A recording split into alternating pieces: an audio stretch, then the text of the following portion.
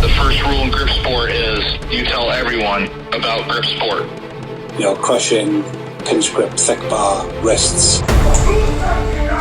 If the best guy in the world can't lift 100 pounds on it, I don't give a shit about it. All right, everybody, welcome back to another episode of The Grip Show. So still trying to knock out a bunch of these recaps. There's a lot of stuff going on all over the world. Recently, Immortal Grip Wars for the third time, right? David, this is the third time they've done that, yes? Yes, this is the third time. Yeah. The full name is Immortal's Winter Grip Wars 3 for this contest. Yep, and that took place September 20th and 21st. Yes, it was a 2-day event. Yep, and pretty much was that, let me see, 1, 2, 3, 4, 5, 6, 7. Was it basically about 7 events total? Is that 7 accurate? events. 7 events? Okay, yeah, just want to make sure. So, yeah, 7 events total. And real quick, I'll just introduce you, right? Like I said, so David Wigren. Hopefully that's not too bad. But, yeah, perfect.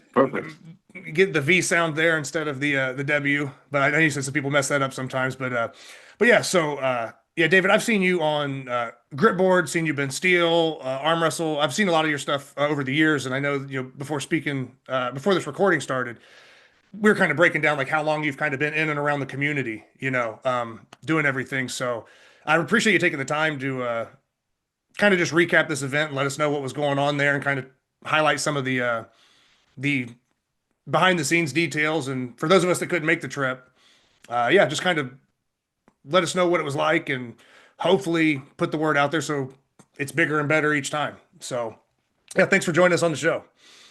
Yeah, I'm happy to be on. And before we even start with the contest, I just want to say that what you're doing here with the podcast, I appreciate it. I think it's a very good show. It's a very accessible type of show that I listen on it off and on just to keep myself up to date on the grip community. I think you're doing amazing work with the show. So I'm very happy to be on it.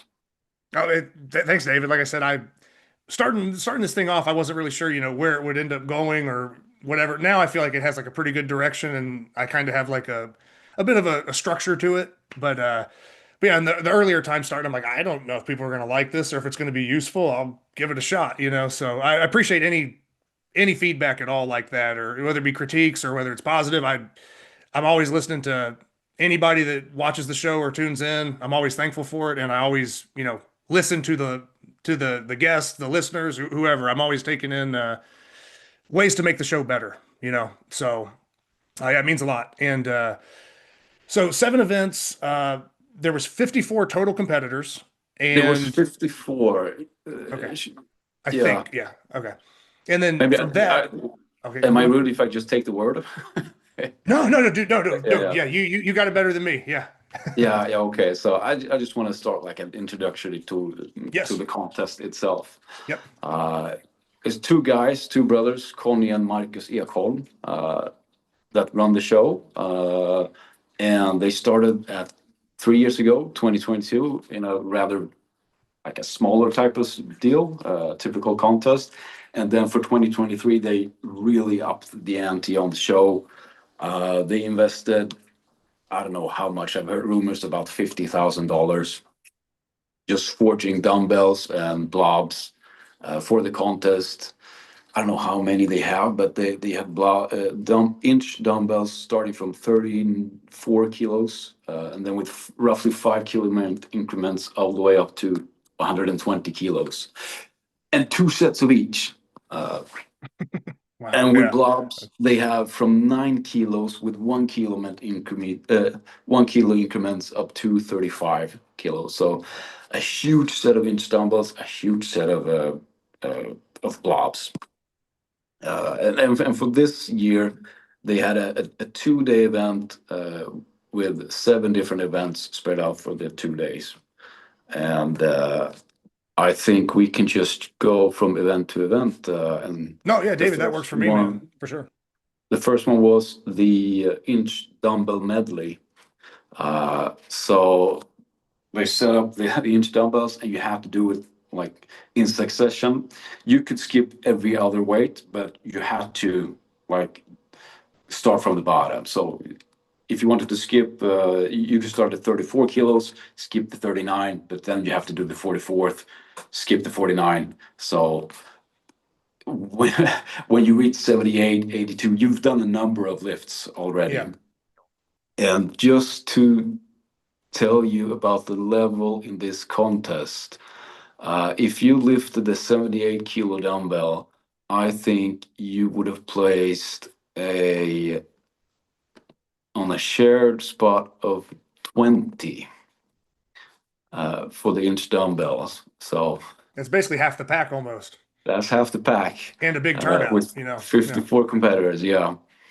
The shared spot with 20. And these inches were like not very prepped, so kind of slippery. With inches, that sometimes doesn't matter that much, but it matters a little bit. And for the event, I think the star of the show was Kim Johansson, Swedish strongman, who dabbles in grip, or maybe not dabbles, he's competed a couple of times. I think he was in the States, lifted with Carl Myersko in like the Arnolds or something. Yep, I think it's 2023 that they lifted. Yep. Super strong, thick bar. There was the promoters had a prize money. If someone could lift a 108 kilo dumbbell, they would be awarded $1,000.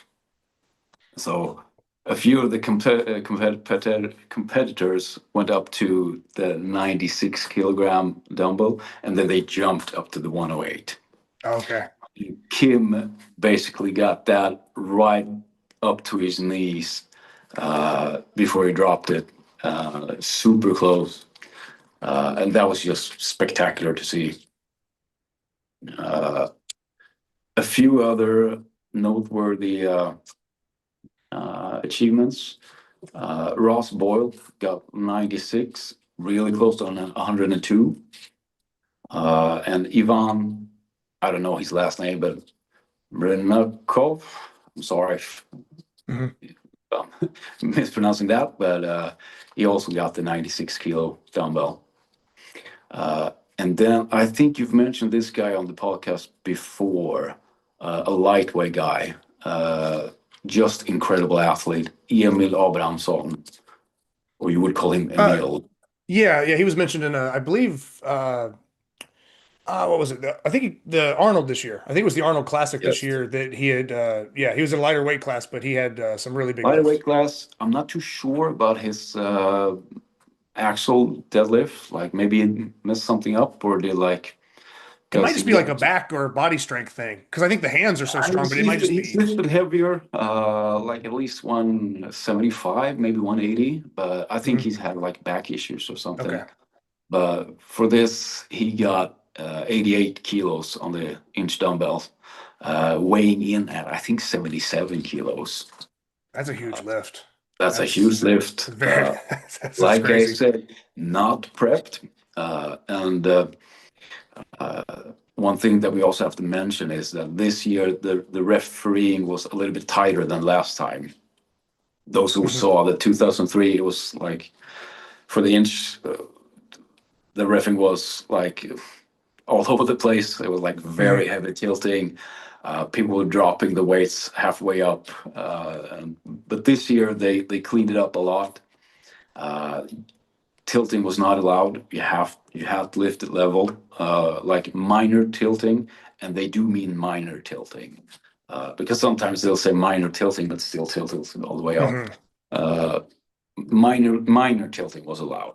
Like so this was like, for the most part, maybe there was like a couple of lifts that maybe weren't as level, but for the most part, these were all level lifts. So, and those were the inch medley. I'd say. It almost makes me wonder, David, if that 108 bell had been maybe seasoned or trained on, or just worked.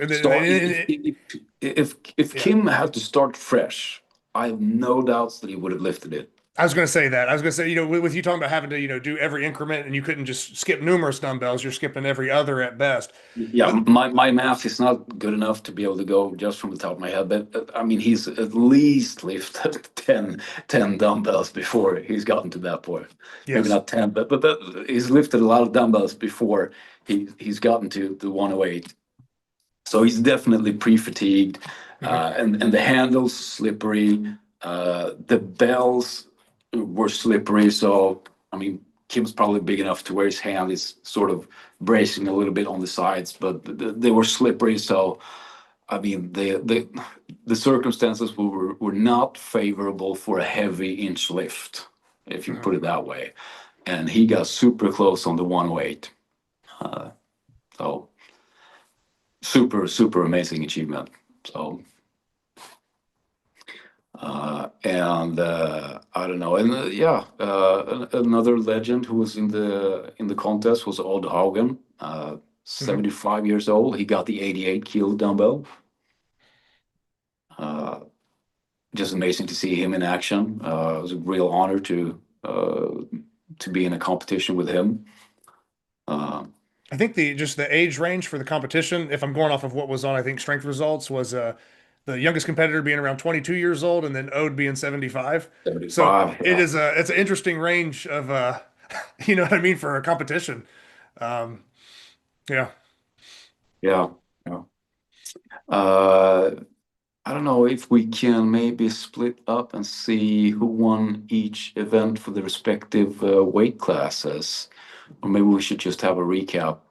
I mean, a total thing. Uh, If you can find some way to filter that, we could do that. Or if it's, a little I too think it might be tough. difficult to filter, Okay. but maybe we could do for some events just by going off by memory and head here. I would say that the heavyweights would share the spot. So that was easy. Yes. There were three heavyweights that lifted a 96.6 kilo dumbbell. And for the 110 class, it would be, I think Emil would share together with Thomas Larsen and Mhm. Harry Tolonen. Okay. I was gonna say I wasn't sure if Hari was at that weight or where his body weight Harry was at, but was, I was, yeah, he yeah. was under 110. And then there's a guy from Estonia. There was Marcus Manic. Oh Not yeah. too sure. Yeah. I've seen him compete. Yes, he competed at the Arnold this year, and I believe he won the 110 kilo weight class. I believe if he took first or second, I apologize, but he was on the podium and he lifted very well. I Yeah, think he won it though, and I think he wanted. I looked him up just now on Strength Results okay, yep, webpage, and it says he won. yeah, Uh, the and one, yeah.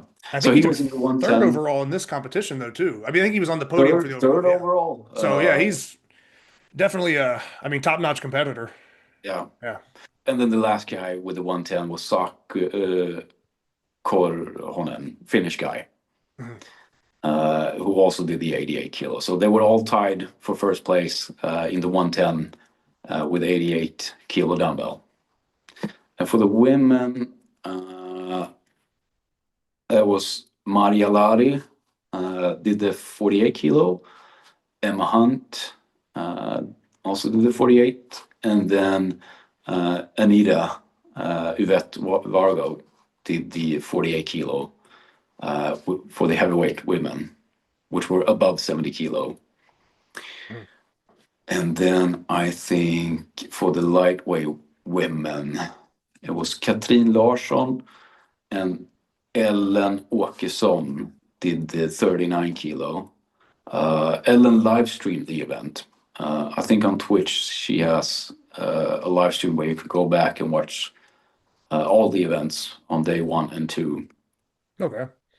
She's like an influencer type of athlete, like competes in strong woman, calisthenics, street lifting, arm wrestling, like a multi-sport athlete.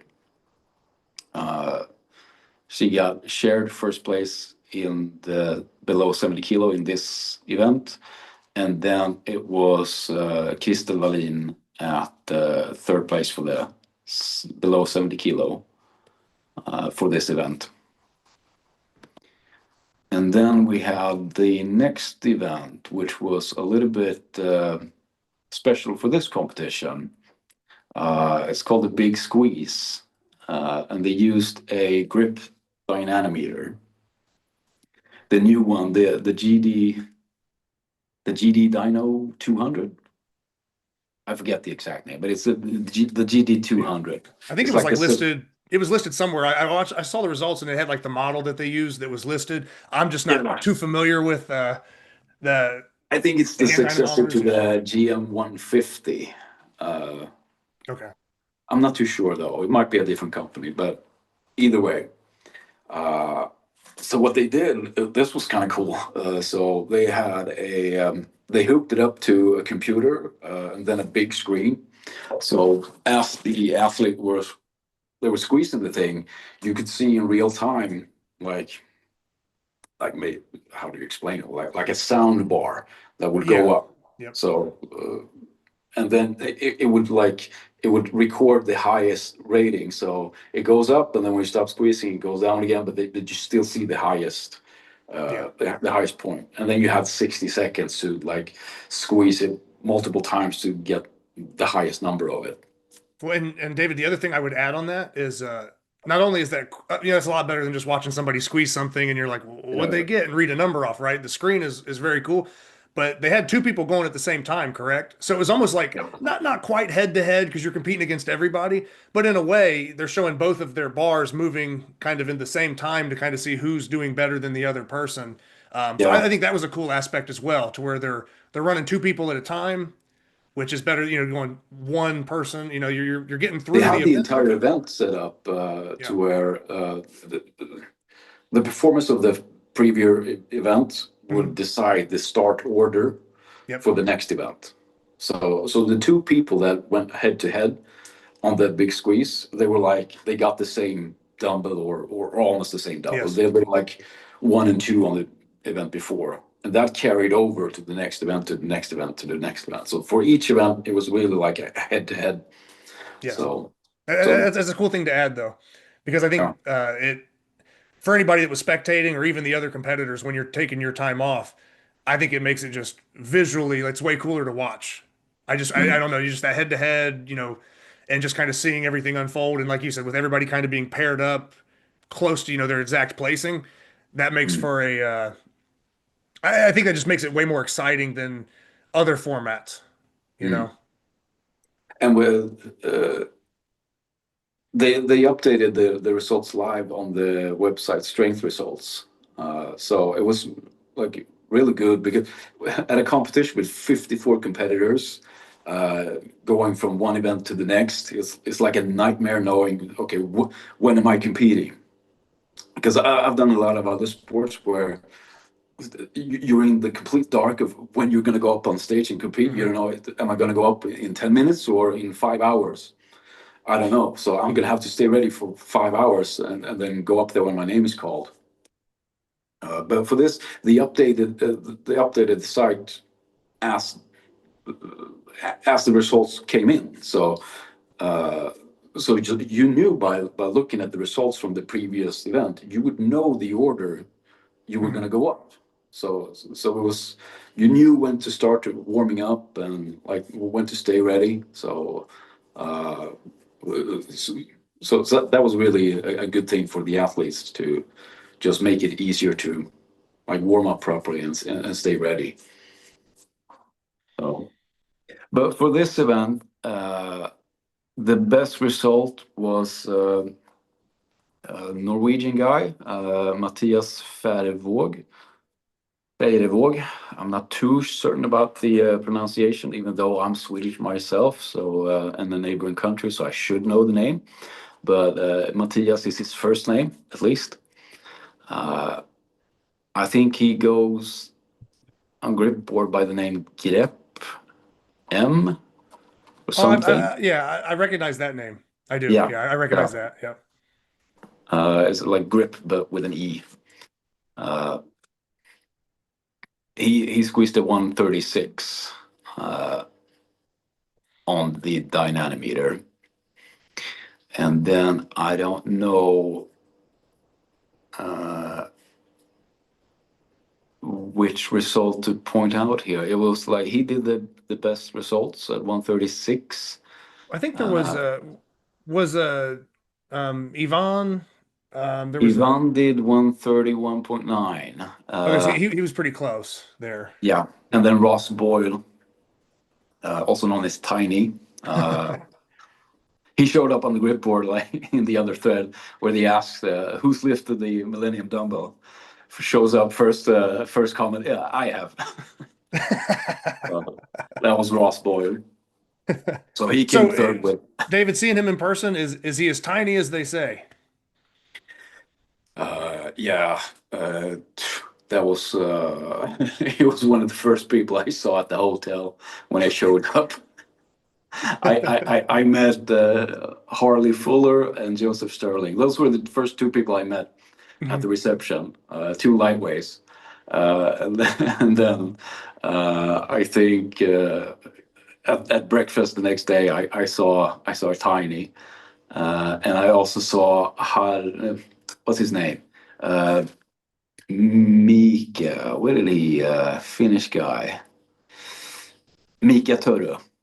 Oh, okay, yeah, okay, strongman. yeah. I think he was like in one of the like World's Strongest Man competitions, or I maybe think in he's Finland's strongest man. oh, maybe it was Finland's. But I thought that maybe he had like they have like the preliminary rounds for World's Strongest Man, like where you have to finish at Might the have top. been in it. Yeah. I don't know if he was on that, but I thought that's where I recognized that name from as well. But yeah, no, He might have. another, I mean, big, strong guy. I mean, like 205 centimeters tall. I don't know what's that? 6'9"? I'd have to look at. Let me see. Yeah, you said 205. 205. Weighed in at 185 kilos. That's Yeah, just basically 6'8", almost 6'9". Yeah, I mean, 6'8" and a half, just over 400 pounds. yeah. But actually, the biggest guy there, he wasn't the heaviest, but just seeing Kim in person. Kim looked bigger than I saw him in the past. I mean, he just looked super thick. Yeah, it's just I think he weighed in at 165 or something. But just when you see a person where the size is proportional, Yeah. and so much of the weight is distributing over the up, like the pecs and the shoulder and the arms, it just looks so big when you see that in person. Because like you've seen 350-pound guys, 400-pound guys. Like I know how they look. But this just looks bigger somehow. And he looks taller than what he is. It's just when you look at a person and you judge someone's height, you're not just looking at where the top of the head finishes. You're looking at the whole thing, and when the shoulders and everything is just puffed up like that, it's so big. It just looks like such a enormous human. Yeah. So, yeah, but a lot of big guys at the contest. Yes, and for the lightweights, the 110s, it's going to be difficult. But I think Thomas Larsen would have won this one at 125.9, and then Saku Koronen at 121.5, and then Harry at 118.5.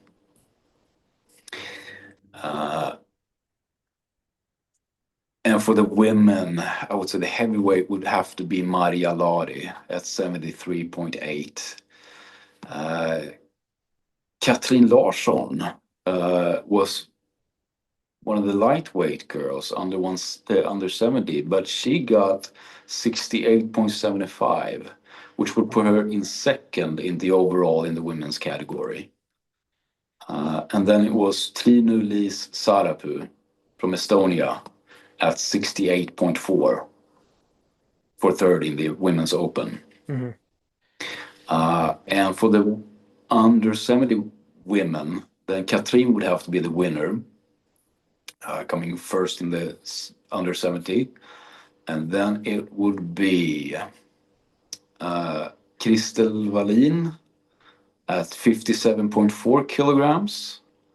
And then Ellen Åkesson at 52.2 for third spot in the under 70. And then moving on to the next event, which was the Saxon, the 2x5 Saxon. And this was a little bit of a controversy, perhaps, but I heard the promoters, the Saxon was stuck at customs, so they couldn't get it for the competition. I think they got it like a few days before. I was messaging them, like telling them that I've just recently got a 2x5 that we can use in worst case scenario if you don't get it. But they managed to pick it out days before, and it was brand new, unseasoned, so slippery Saxon, which perhaps affected some of the lifts. Though, so there were some good performances. Winner for the event was again Kim Johansson with 130 kilos. He attempted 142.5. I didn't see that one myself, but I heard he got it up. I don't know how much, but maybe halfway up to the knees, maybe. It left the ground at least, from what I heard, which would have been a world record, I think, at 142.5 kilos. Yeah, I would say, yeah. I think it's a 140 by Carl Meyersko, probably. Or was it Martin Sleazy's? Martins did like a 308 Saxon, and that was like on a 3-inch bar. This was the 2x5. 2x5, yeah. So with this, I think it's probably, I know like Jason Denji, Alexei Tukalov, and Carl have all lifted around 310 to 315 pounds. So I know all those guys have been. This would be like around that. Like, yeah. So this might have been just like slightly over or right in that same thing. So yeah, it definitely could have been. But yeah, that's a huge lift, and especially if the bar's fairly slick and just unseasoned. I mean, it got a little bit seasoned during the day just from people lifting on it, but I mean, it's not the same type of seasoning when you've lifted on where the chalk has really started to go into it. You get that like a sandpaper feeling. Yeah, there's more of like a gritty feeling. Yeah. So this was a lot slicker. Second place was Markus Menik, the below 110 guy from Estonia. He came in second in the overalls, and then third was Tiny. An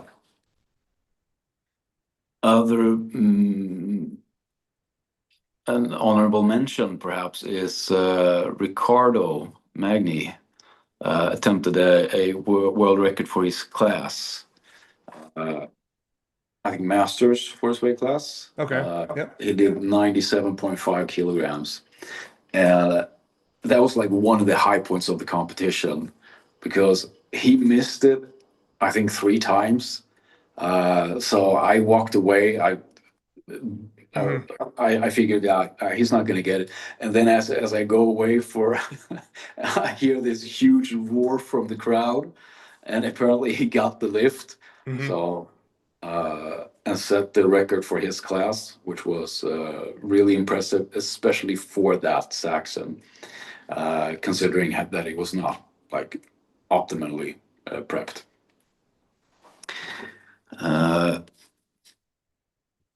But results for the 110, it would be Markus Menik for the first spot with the 125, then Thomas Larsson with the 115, and then Mattias Färevåg at 110 together with Saku Koronen at 110.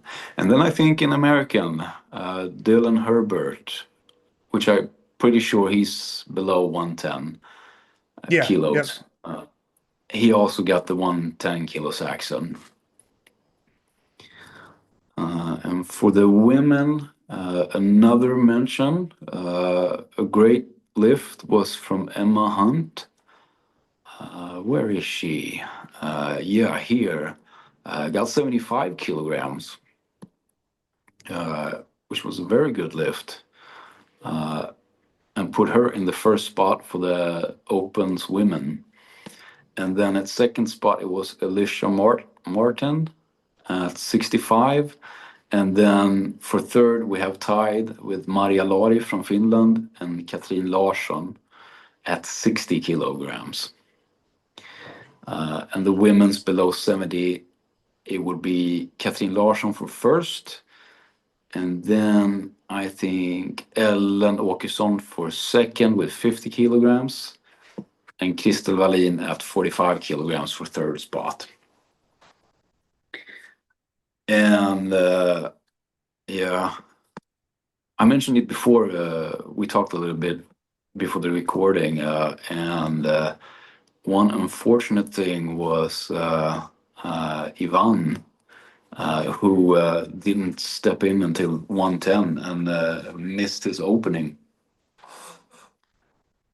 which was a real shame because he had a really good start with a really heavy inch dumbbell. The big squeeze was good. I mean, he had Squeeze was good. Yeah. I don't know how it would have done in the overalls, but I mean, this cost him the contest. People like talking, like, "Aren't you gonna jump in soon?" I was like, "No." Well, it makes it bad too because you said it was a really close lift too, right? Like, I mean, He basically got it, but slipped out just as he held it at the top. Oh man, that had to have hurt. And he did like 2 or 3 lifts. You have like a 1 minute time limit as soon as you start the lift. I think he lifted like 2 or 3 times and got really close every time, and but just missed it. So unfortunately for him, I think he still plays fairly good in the overalls. But I mean, for the top placings, if you miss an event like that, I mean, you're out. Well, especially against, I mean, the field of competitors like that. I mean, a few pounds can really cost you a lot of placings. Yeah. But to zero an event, I mean, it really is. It's almost something you can't really come back from. Oh, no.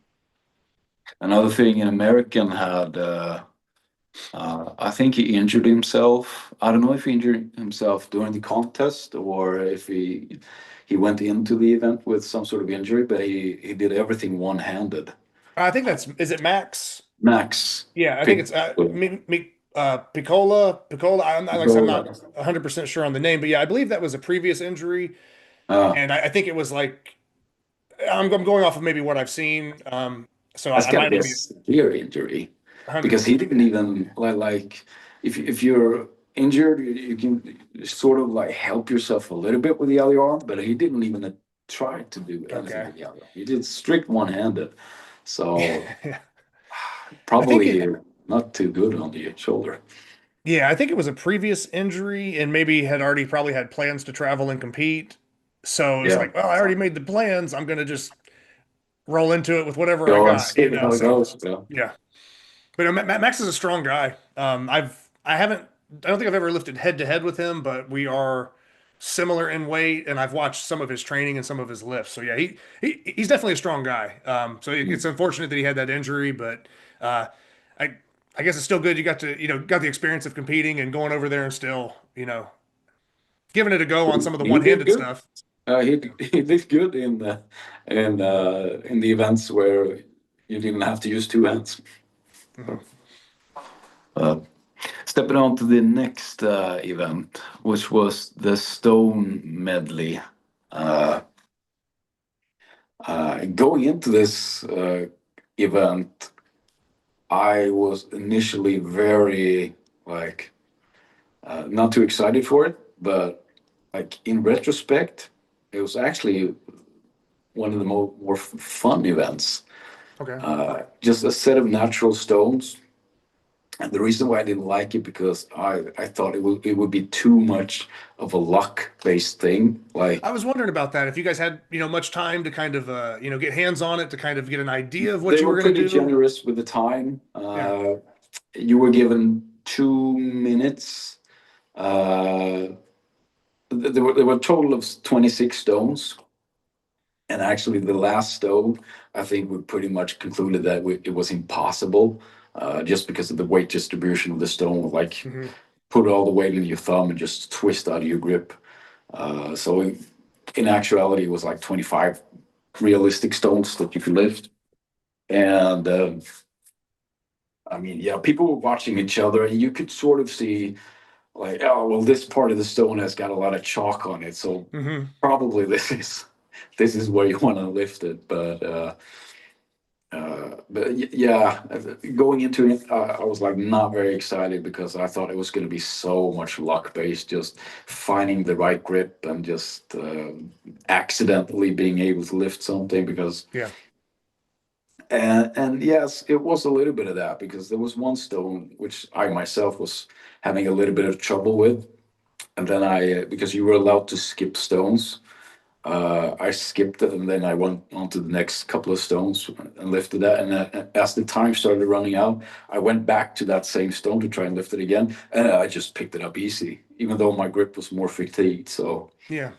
it was certainly a big factor just how to grip it. And sometimes if you grip a stone with your right hand, it might feel very difficult or awkward, but you grip it with your left hand, and it just feels so much easier because like your hands are like mirrored. So on the stones, uh, the weight distribution might be that if you grip it with your right hand, the weight might like tilt into your fingers, and if you grip it with Mhm. your left hand, it tilts into your thumb. So, but I mean, yeah, but in retrospect, it was actually kind of fun. And if you look at the results, I mean, it wasn't it wasn't way off. Maybe it was for like a few people that maybe underperformed because they just couldn't figure out the grip. But overall, yeah, I mean, it follows the order of the rest of the contest. So the guys Mhm. that were strong, they lifted the heaviest stones, and the other guys, like the mid pack guys, they lifted mid number of stones. So Mhm. it didn't feel like an unfair event. It felt actually kind of exciting and just unusual. So It's good that you point that out because that was one of my sort of, I guess, concerns with that kind of an event was, mm, is somebody just going to get lucky based on grip or the strongest people not going to figure it out, So I always kind of wondered how that would affect standing. So it is good to have such a big sample it- size of competitors that are, yeah, all different levels of strength and doing it and then kind of seeing the results because yeah, that was the biggest question mark for me was like, are they getting time to try the stones? Is it just like scrambling in the minute and hopefully you figure it out? But yeah, I'm glad you and, kind of cleared that up a little bit or kind of at least let and us the, know. yeah, and the grips you use were like some of them were like so unusual to how you would grip anything other in grip, Mhm. like with a 2x5 pinch or with a 3x4 pinch blob, etc. I mean, it's standardized. You grip it the same way, but with a stone, it's like it's almost like you're measuring two strength in a way. Like you're not measuring the strength you have that because you're specialized at the event.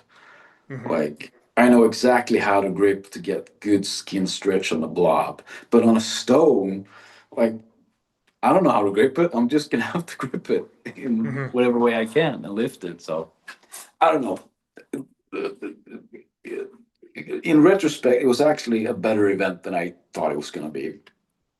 Yeah, But when you might actually get to a point too where like if your hand is, I mean, you're used to everything here it's symmetrical or like for a blob you're pinching it, but uh, it's pretty standardized hub. You're just like with this, you can almost get yeah, your fingers put in different positions, and I feel like it can almost hit I- different areas of the tendons or fingers that maybe aren't going to get hit with standardized equipment. yeah, that's exactly how it was. Uh, but yeah, on the recap, there were four guys that lifted 25 of the 26 stones. Uh, Kim Johansson again lifted all 25. Marcus Manic also got the 25, together with Tiny and Harry Tolonen. So they would be shared first place for the open weight category. And then for the below 110, it would be Marcus again, shared with Harry for shared first and second place. And then for third place, it would be Saku Koronen from Finland with 24 stones. I was just curious, David, on that. How did Thomas Larson do on that? He did okay. He did 21 stones. I talked a little bit with him, and he said that as an individual with bigger hands, he should be better suited to it. And I mean, 21 stones is good. It's not a bad result, but it's maybe 1 or 2 stones less than he would have if you if you sort of equal his performance on the other events to this one. You'd expect him to lift 1 or 2 more stones maybe. So he maybe underperformed a little bit.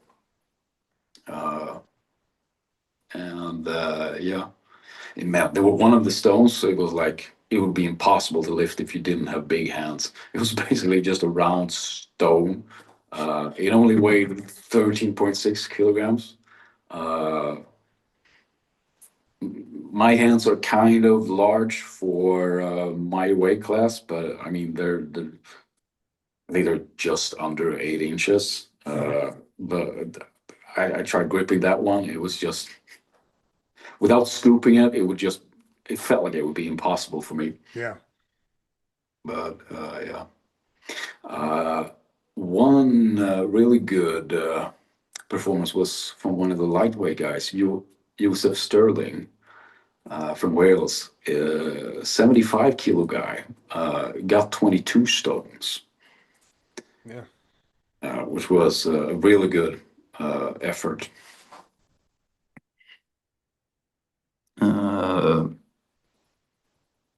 And for the women,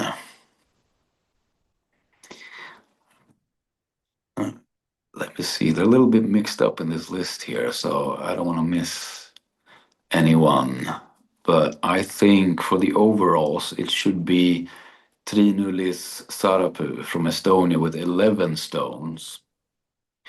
And then Maria Lari from Finland with 10 stones. And then Katrin Larsson with 8 stones for the overalls. And Katrin was also lightweight in the below 70 kilo. So that with 8 stones, that would put her into first. And then second place would be shared between Ellen Åkesson and Kristel Wallin, which both got 4 stones. And that wrapped up the first day of the contest. Going into the second day, we started with the grandfather clock medley. And again here, the equipment wasn't like... Oh, yeah. Because there's a lot of friction involved. I mean, vertical lifts, it's always a factor. It is. It got better as the day went on, but it was like a little bit seasoned, but like you could tell that some people have lifted it, but it wasn't that like sandpaper feel.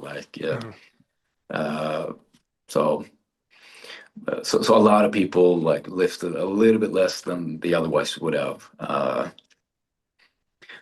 But for the event win, Kim Johansson with 137 kilos, which would be, I think, just over 300 pounds, like 301, 302 maybe. And then Tiny got 132. And then Dylan Herbert got 132 as well. And I think, I talked a little bit with him on the side, and I think he actually PR'd like 15 kilos or something, which is odd to me, given that the hill was a little bit slippy. Yeah. I don't know what equipment he's been training on, but apparently for him it was pretty good.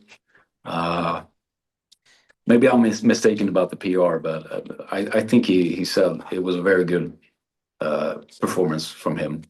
Yeah, because I mean, he's basically up there with, I mean, as far as like in comparison to the full overall standings, that's probably Yeah, the best event for him out of the seven, I would say there.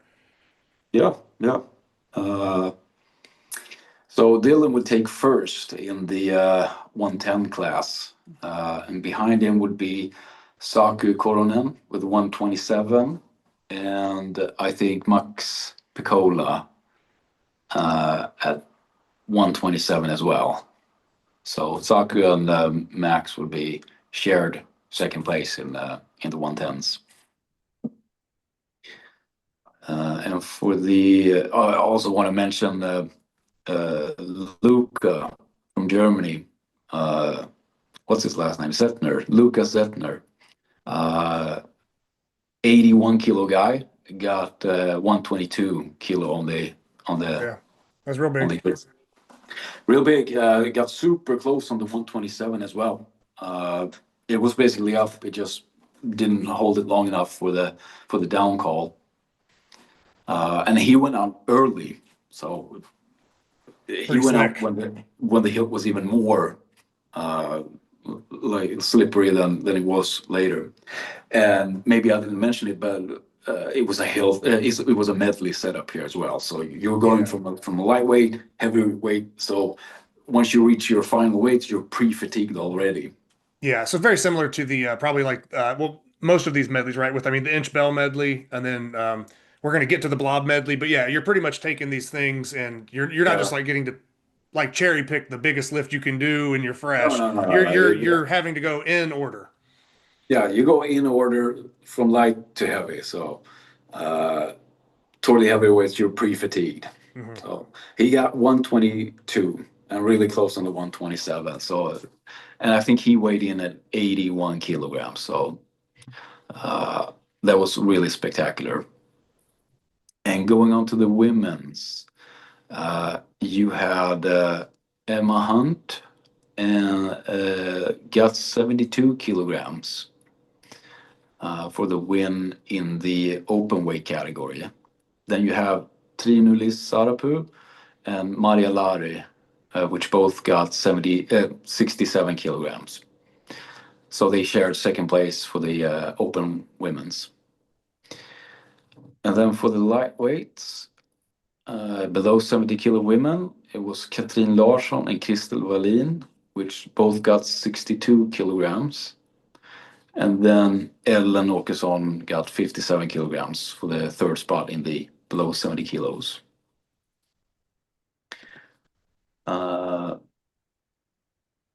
Going on to the blob event. And these blobs, I gotta say, I think we all agreed that these blobs were among the hardest. I mean, weight for weight, they were hard. They were forged so they would all have the exact same thickness. Hmm. And I think it's hard just to go by memory and how it felt, but it felt like it was. I don't have a fat mount, but I have a 50-pound blob, a blob 50, and these felt like they were a little bit wider, just a little bit tad wider than that. Relatively slick and no flat sides. They were both Yeah, like pretty good slope. good slope on both sides, and there was a little bit roughness to the paint, but it was pretty slick paint. So, so the fact that Tiny got a lift of 31.5 kilograms is Yeah, mental. great lift.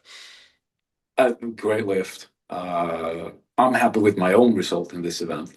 Like when I felt the blobs first, just warming up, I like because I expect to lift a 20 kilo block because my blocks is not my best event, but Uh, when I felt them in person, I was like, okay, I got to calibrate my expectations for this event.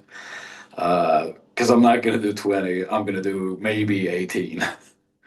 I did manage to get 20.6 kilogram blob, which surprised me. But yeah, they for the size and weight, they were quite difficult. Uh, and Tiny, real name Ross Boyle, got 31.5 kilograms for the win.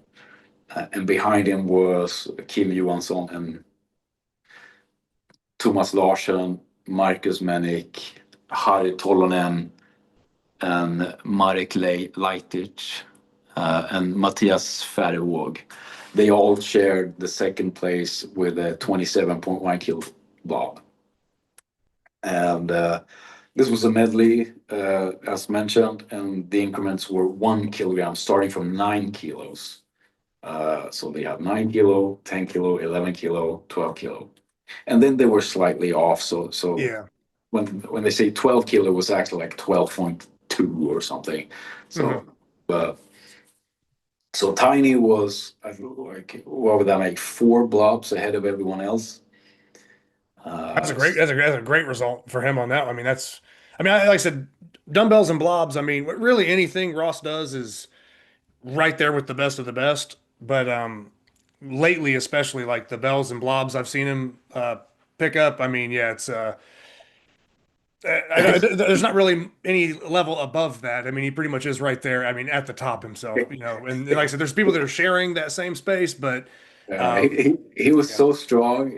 It's like when you're so strong, you're unintentionally being so disrespectful. Like the way he just goes through the first blobs, like with no like attention to setting or anything, just going from one blob to the other, and just knowing how I myself put so much time and effort placing my thumb exactly what correct, stretching my hand, and then just squeezing up a 20 kilo blob at my absolute limit. And then he just like barely, just as he's picking up an apple or something, yeah, on his way toward the heavier blobs. Uh, and I think a lot of those guys at 27 were lightweight guys at 110. Thomas is 110, Marcus is 110, and Harry is 110. So they were also, and Matthias Färjevåg is also 110. They all got the 27.1 kilogram blob for the shared first place in the 110. And then for the women, and here you can really tell because they all had the same thickness. So the women were like a little bit more affected because of the smaller hands. So the blobs they got were like a little bit lighter, but I mean, if you take into context with how thick they were and how the shape of them, it was like, I mean, they could barely get their hands on it. So, but Maria Lari got the 14.5 kilogram blob for the win in the open weight category, and then it was Alicia Martin and Anita Vargo got the 12.5 kilogram. And like again, I want to say the weights sound underwhelming, but given the shape and the width of them, yeah. I they mean, were anybody that's, I mean, been around blobs and like if you're, I mean, generally with blobs, you know, the originals we're talking the width is going to be smaller and then that width gets bigger as the weight gets bigger. But if exactly we're so. talking about just starting off at like you said, basically around like a blob 50 or slightly wider, Yeah, that I don't care if the weight's low, that's already a big, I mean, width for you know, average size hands or you know anything around an average size hand or lower. So yeah, on this thing with all those being the same width, that's very good for consistency. But with blobs having that hand size being a limiting factor, it doesn't surprise Yeah, me yet. It looks a little underwhelming, but yeah, unless you're yeah, in that room putting your hands on the same stuff, yeah. you just Like gotta I said, understand it. going into it, when I felt them, I was like, okay, I gotta withdraw 2 or 3 kilograms of my own expectations. And yeah, I don't know how I feel about it. I understand the reasoning with like starting the same, having all the blobs be exactly the same width, so then you can like more accurately compare. I mean, Yeah. if you lift a 12 kilogram blob versus a 24 kilogram, then you know it's like roughly twice as hard. But with a real blob, a 12 kilo would be so much skinnier. Yeah. Uh, so it would actually be much heavier than twice as hard to lift a twice as heavy blob. Well, and it's easy to like sit around now and say like, I mean, you talk about like how much of this was forged, how much money possibly was thrown into it. You'd hate to come back and be like, well, hey, could we get like the first 10 to Yeah, be can you just this redo all width? the And blobs? then when you hit this like one benchmark, then it gets a little bit wider. But I mean, And like who knows how much money, like yeah. I don't have Hey money to guys, do can that. you So spend another $50,000 to make the blobs exactly how I like them to be? Yes, thank you. yeah. Uh, but Uh, but yeah, it was a good event. I mean, no one, everyone managed to lift at least the lightest blob. So, okay. Yeah. so everyone got a result. And for the lightweight women, it would be Katrin Larsson got the 11.5 kilogram blob. Kristel Wallin got the 10.2 kilogram, and then Ellen Åkesson got the 9 kilo blob for the third place in the sub 70 kilo class. And then going into the last event, which was Farmers Hold. They had 50 millimeter, like just under 2-inch handles. Hmm. Quite grippy texture though, so they weren't like they gave a pretty good grip. But I think for some people maybe the grip wasn't the limiting factor with this event, but it's still with these type of competitors. I think it's like most of these have like a strongman background. And the weights were, you could choose between 70 kilograms per hand or 100 kilograms per hand. And Yeah. so you're standing with 200 kilos, which is if you're a strong guy, you should be able to stand with that weight. But I understand if you have like a climbing background, you're a lightweight guy. The 200 kilograms can be like heavy to stand with. But for most athletes, the grip was the limiting factor. Hmm. But you could tell by some lifters that the grip wasn't necessarily the limiting factor. But for most it was.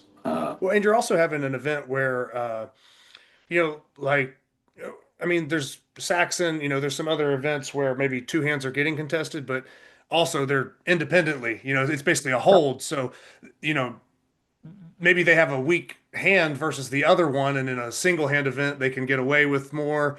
And then with Yeah, this, it's like, yeah, I definitely. mean, if your left hand gives, maybe the right could have held it another 30 seconds, but Yeah, you're for me the left hand gave.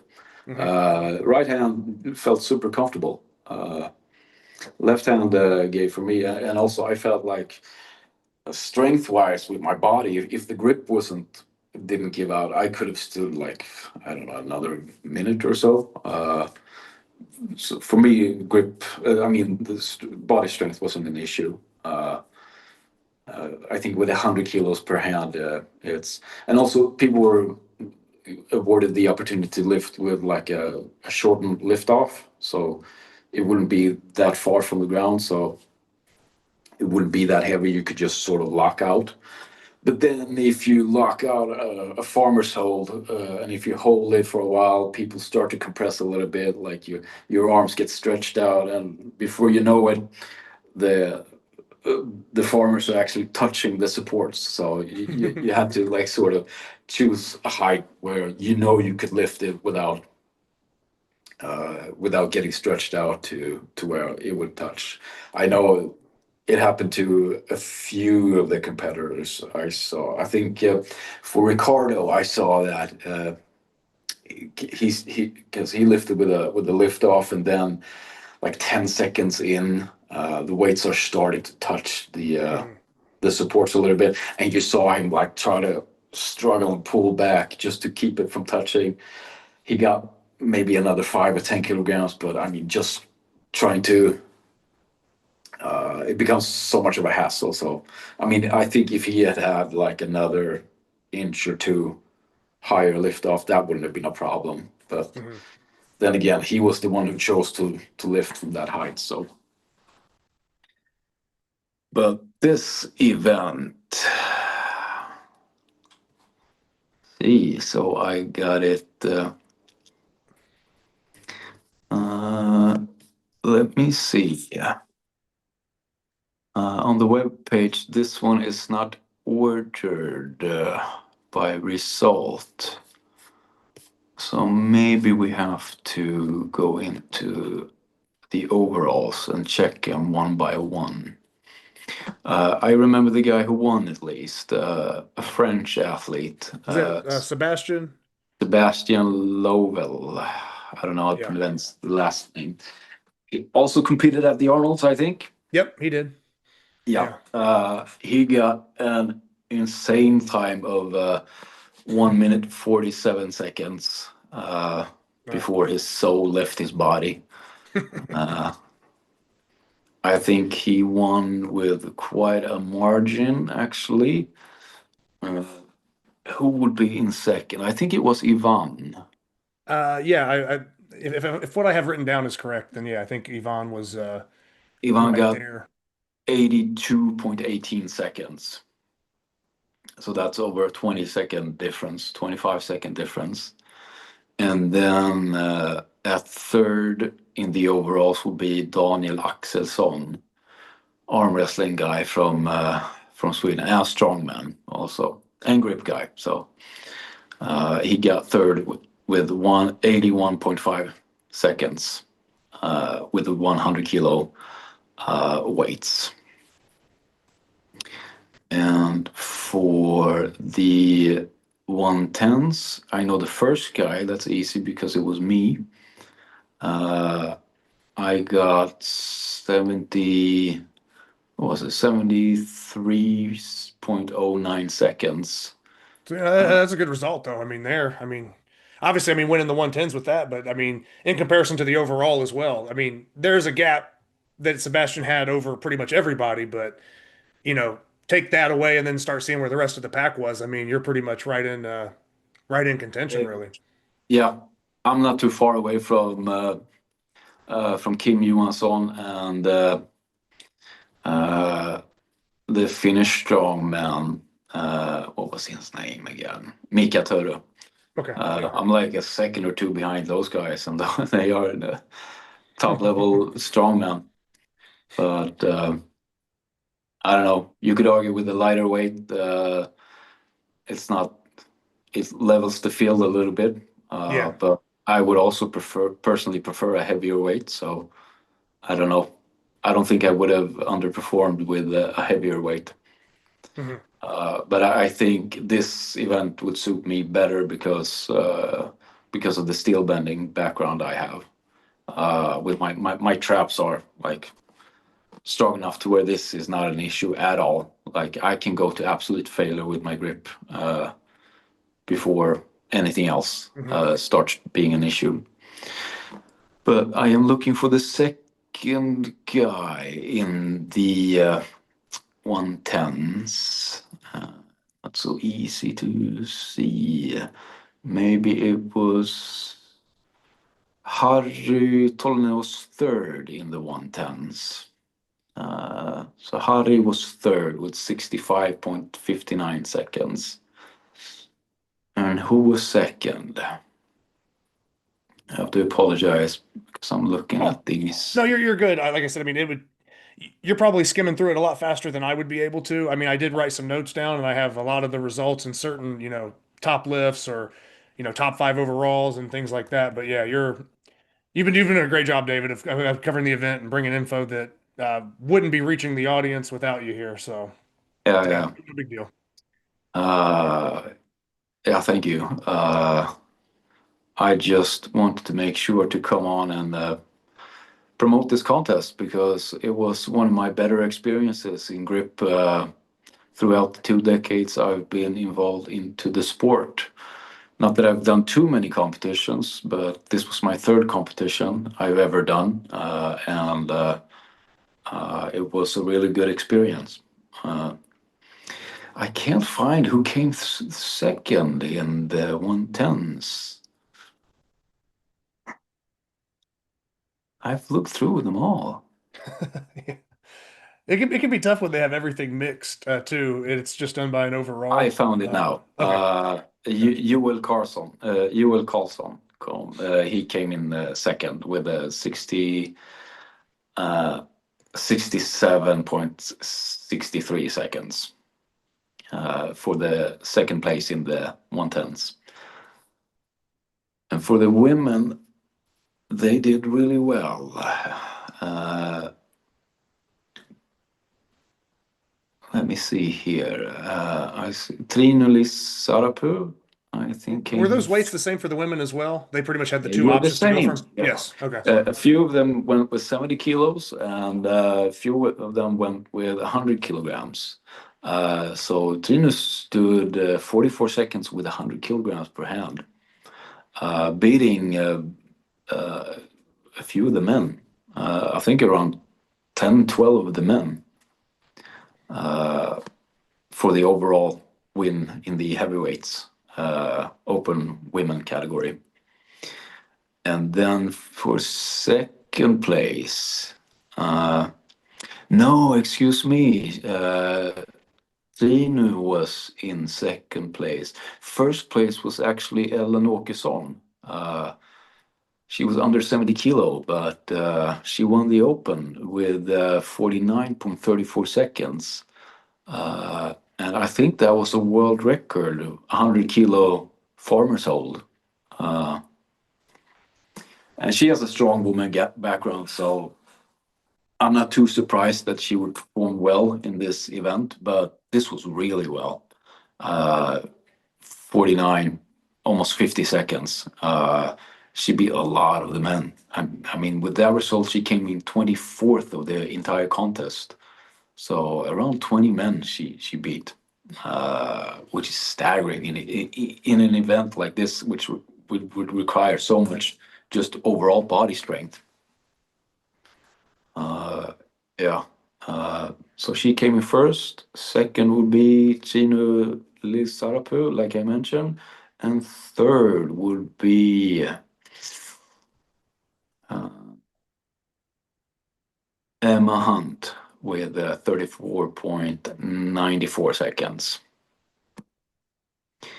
And for the lightweights, Ellen, given that she won the overall, she also won the lightweights. And in second, it would be Crystal Wallin. And she went with the lighter farmers, 70 kilos, and held them for 76.9 seconds. And then for third place in the lightweights would be Katrin Larsson with 39.53 seconds with the 70 kilo farmers. Also, I want to say that we're going off a big list here. Oh yeah, for With sure. a lot of. So if one or two names got like scrambled, Mhm. don't crucify us for it. But uh, but I think that's roughly how it went in each of the events. No, I think that was very in depth. I mean, that's like I said, David, that's a lot better than I would have done. You know, by myself if I had to try to figure all this stuff out and look through the same list. I probably wouldn't have done it that well at all. And then, so really, I do have the top five written down for the overall, and we obviously have you know Kim Johansson, Ross Boyle, Marcus Manick, Sebastian Lavelle, and Hari Talonen. And also, I'm not 100% sure of where everybody, lives exactly, but Kim, I'm pretty sure is Sweden. I know Ross is from the UK. You mentioned Marcus is from Estonia, Sebastian Lavelle from France, and then Hari Talonen from Finland. So it's kind of a good representation of, you know what I mean? Just a much bigger region, but people traveling to it. And, it's not like the top five was made up from the exact same country or No, the no. exact same thing. It was a very good mixture of just well-rounded athletes from all over. So, That was one of the definitely. best things about the competition, just seeing teams of different countries showing up. Like you have the Americans, they showed up as a team, they competed as a team with Ricardo as a coach. You have the guys from and women from Finland. They were like a team. You have from Norway, the UK, I mean France, Estonia. They were like teams of athletes Yeah. showing up. Uh, So I, you usually don't see that in a sport like grip. I mean, that's no, not too much. Yeah. so that was like an exciting thing to see because it like it shows that the sport has started to become something that it hasn't been before. When athletes are willing to travel to another part of the world just to compete in the sport. Yeah. Uh, And I know that we've seen, well, definitely the last couple of years since, the, the Arnold and yeah, I mean, the Arnold's kind of been that thing because, I mean, but you're also, the one thing I would add on that, David, is with the Arnold, you're having pretty much, I would go out on a limb and say the biggest fitness expo in the world, probably. yeah. So there's also that appeal. So you might do your competition, but then there's other stuff happening. Whereas Mm. with this is strictly just the competition itself. So if somebody's going to that This was in the middle competition, of nowhere. there's This not was like like an expo to go to. There's not like this oh whole other thing that you can like, oh, well, I'll do my competition and then I'll go see all this other stuff. yeah. Or there's going to be this booth or these celebrities or whatever and whatever I people mean, get into. But yeah, I'm sure people made a trip out of it, oh like a yeah, holiday. They probably traveled around Sweden to just be make a vacation out of it. But for yeah. this contest itself, it was in the middle of nowhere, uh, like So a yeah. really small town, Molkom. Like I don't know how many people live there, but like I'd be surprised it was like more than 2,000 people there. Hmm. It was a small place. No offense to Molkom, it was super nice, but like it would not be if I came from another part of the world and I wanted to travel to another country, it would not be to Molkom, Sweden. Yeah.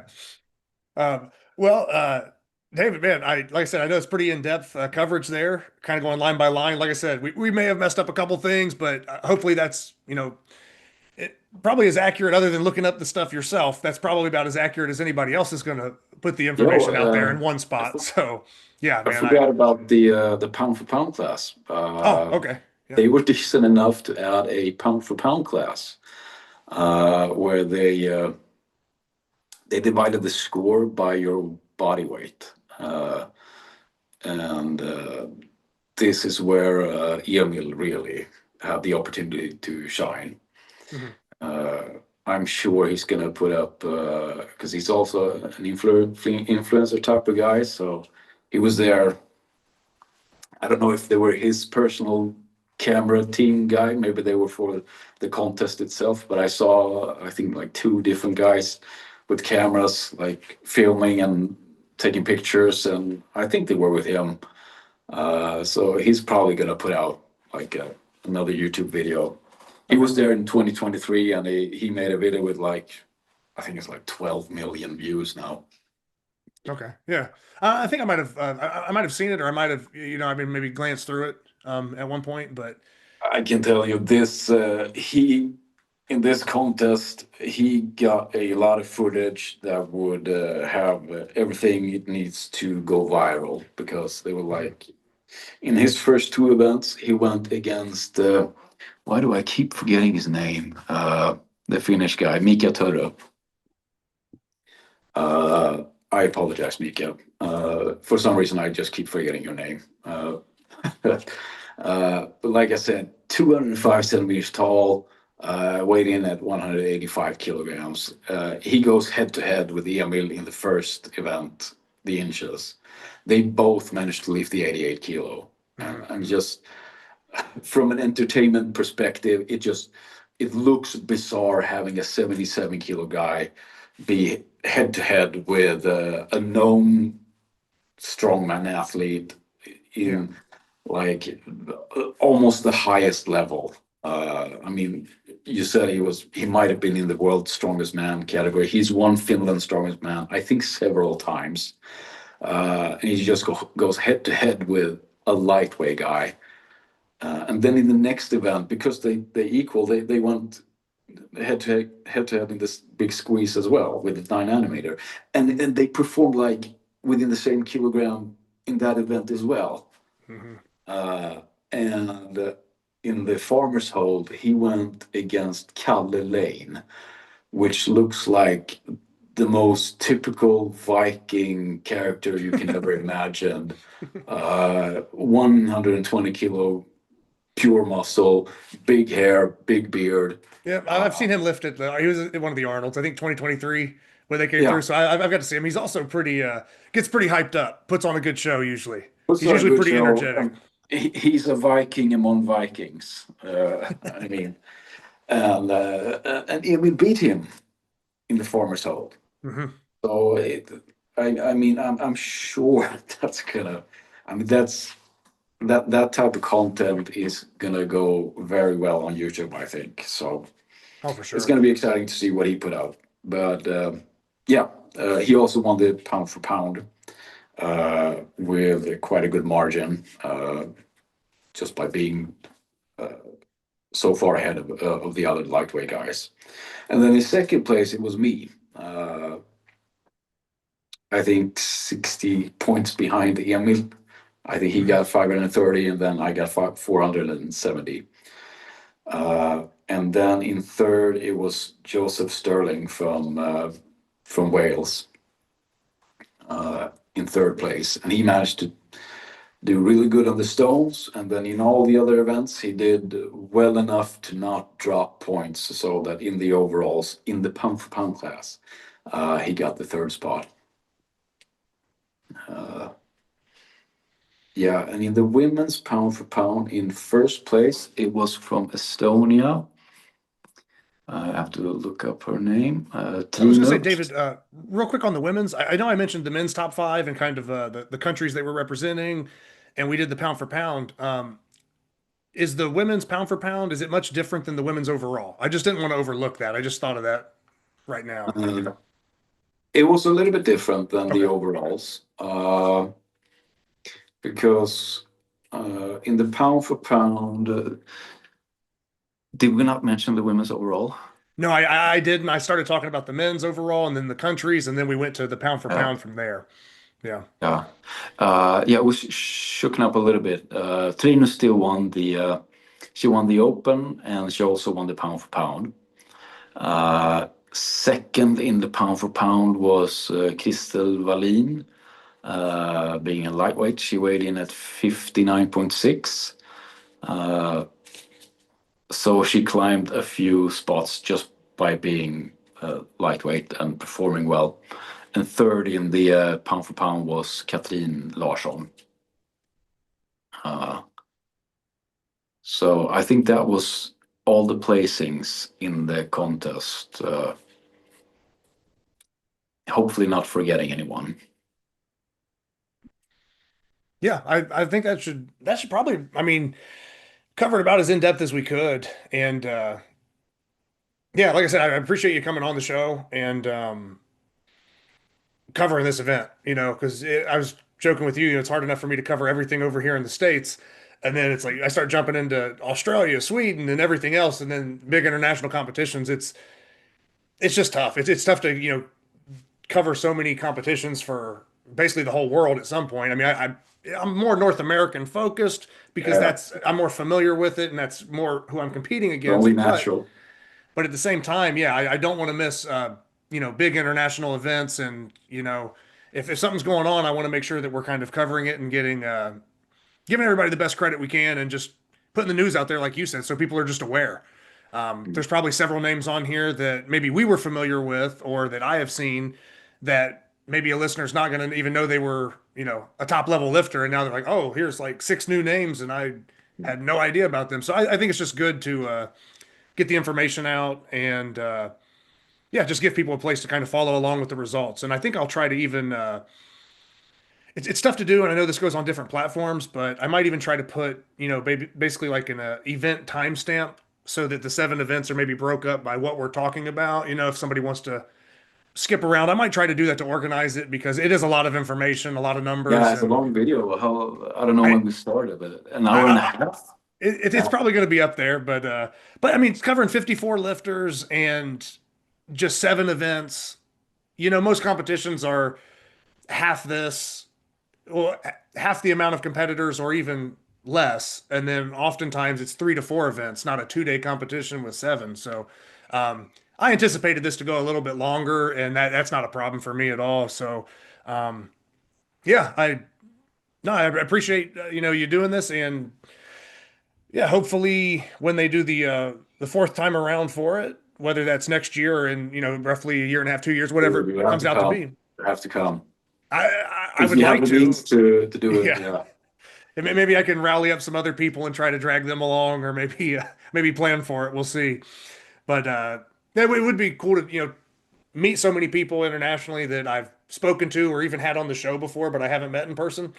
And yeah, just to compete. I mean, like I said, I'm a competitor myself, so yeah, just to get in there and lift and do events like this, I would really enjoy that. And if I could I drag some know I other didn't people sell along. in Molkom that well, but it's a beautiful place, and also there's other places in Sweden you could visit when Check out. when you're here. Okay. Yeah. I'm just gonna spend my time right there with the equipment the whole time. I'm not looking at anything else. No, I'm just Uh, messing around. But yeah, it would be an awesome trip, I think. So I mean there's been a lot of US lifters that have gone over, I think in the maybe the first 2 events or at least the second year. Again, this year some USA people lifting. So yeah, it's not out of the question. I mean, I haven't really done an international competition for grip. I've traveled across the U.S. pretty well, but I haven't yeah, I haven't branched out internationally to lift anywhere else. So yeah, I don't know. I said, well, I'm not going to give 100% guarantee, but I'm definitely gonna keep it in the back of my head and kind of see what things are looking like around that time or whenever announcements get made. So yeah. yeah, any last words for the audience or anything to kind of conclude everything, David? I just want to thank the promoters, Conny and Marcus Ekholm. They put on a hell of a contest. I know how much money and effort they put into it. And me as an athlete, and I'm sure I'm not alone, we are super appreciative of this. And I hope they host it again. I think they've said they're going to host it in 2027, and I really hope they get around to do that because it would be really good if this continues to be like either annual or near annual event, like every Yeah. 2 years, because it's already like maybe the biggest in-person contest in grip. I mean, I know King Kong's bigger in terms of audience, the Arnold is bigger. But I mean, with the number of competitors and the level at the same place during the same time, I mean, this was one of the biggest ever. Oh, it's definitely a premier competition. I mean, yeah, there's no doubt about it. And I think that interest is kind of continuing to grow. Yeah, I feel this is like the another step in the sport where it goes up and it starts to get more serious. Mhm. I mean, no, 6 years ago when I held a contest, I held one in 2018 and 2019. I mean, there were maybe 4 or 5 guys that were like actual grip guys that traveled to my event to show up and come and compete, and the rest of them were like just locals who just wanted to like try something new and have a good time. Mhm. Here we have like a huge contest with people traveling from all around the world.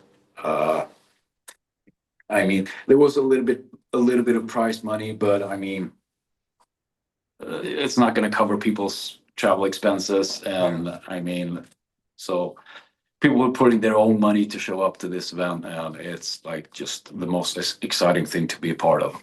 So I'm super lucky that this was like an hour and a half from my house. So I didn't have to, like, I just had to jump in a car and go.